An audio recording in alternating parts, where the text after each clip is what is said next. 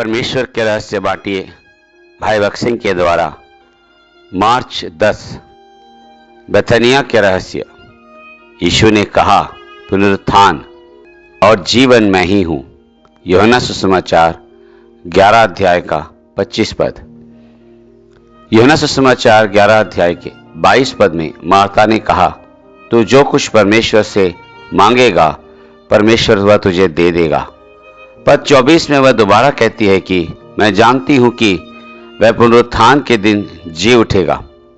लेकिन जब यीशु ने कहा कि लाजरस इसी दिन जी उठेगा, तो इस बात पर वह विश्वास न कर सकी थी। हालांकि उसे यह विश्वास था कि वह अंतिम दिन जी उठेगा।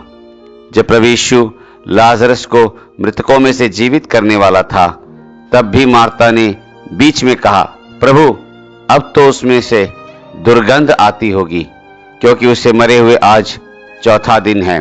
प्रभु ने उन्हें पहले ही पत्थर हटा देने के लिए कह दिया था, लेकिन उनका विश्वास सिर्फ एक हवा के झोंके की तरह था।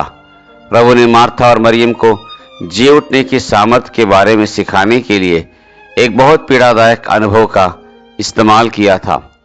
हमारा विश्वास ज्यादातर एक बौद्धिक विश्वास ही होता है।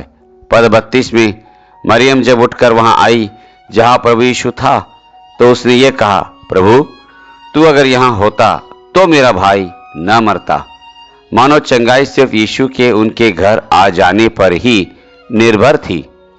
उनका विश्वास जीवित विश्वास नहीं था।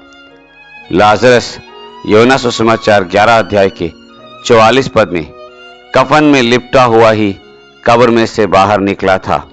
इसका भी एक उद्देश्य था।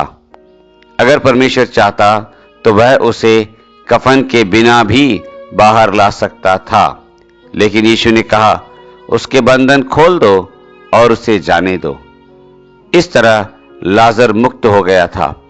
उसके अंदर एक नई शक्ति का संचार हुआ था और मार्था और मरियम में भी स्वतः शक्ति प्राप्त की थी। अब मार्था, मरियम और लाजरस वास्तव में एक प्रसन्नचित्त परिवार बन गया था और उनके हृदयों के बदल जाने की वजह से फिर उनके बीच में होने वाले सारे लड़ाई झगड़े खत्म हो गए थे।